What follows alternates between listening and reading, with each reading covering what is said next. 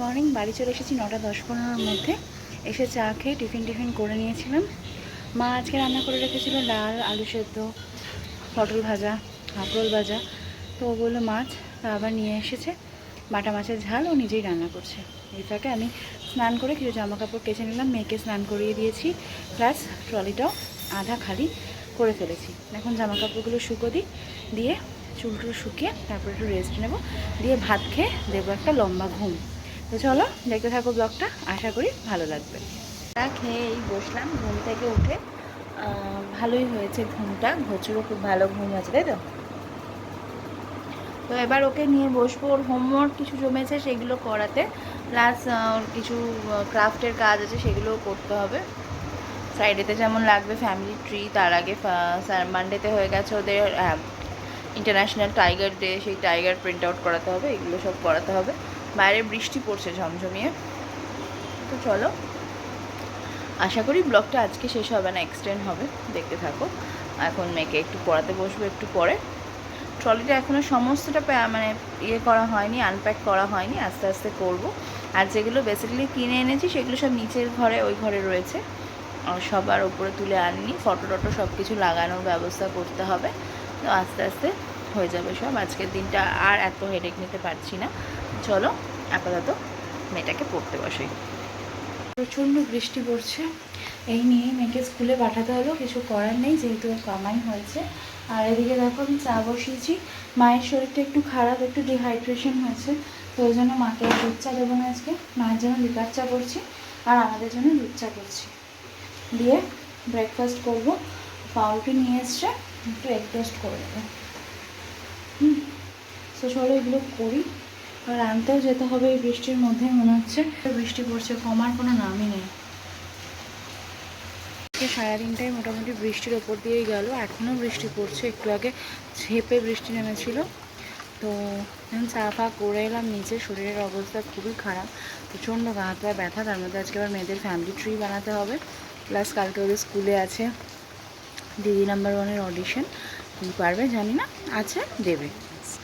তো এই দেখা যাচ্ছে এখন মাত্রাটা কমেছে, একটু আগে ঝেঁপে হচ্ছে। কতটা টায়ার্ড থাকলে আজকে আর ফোন ধরিয়ে নি, এরকম অবস্থা, বেশ ভালো লাগছে না। তো চলো চা ফা খাই, ব্লগটা হয়তো এক্সটেন্ড হবে কালকে অবধিও, দেখতে থাকা। হঠাৎ করে দেখছি এটা কি বেরিয়েছে, মনে হচ্ছে ওই ট্রেনে একটুখানি মুখটা ধুয়েছিলাম ট্রেনের জলে, ওইটার জন্যই হয়েছে। 3 দিন স্কুলে যায়নি, মানে এখন গাদাখানেক হোমওয়ার্ক কমপ্লিট করতে হচ্ছে, প্লাস এবং গাছ বানাতে হবে, ট্রি বানাতে হবে। এখন ওর বাবা আসুক, দিয়ে ট্রি বানাতে বসবে। এদিকে বৃষ্টি কিন্তু কনস্ট্যান্টলি পড়েই যাচ্ছে।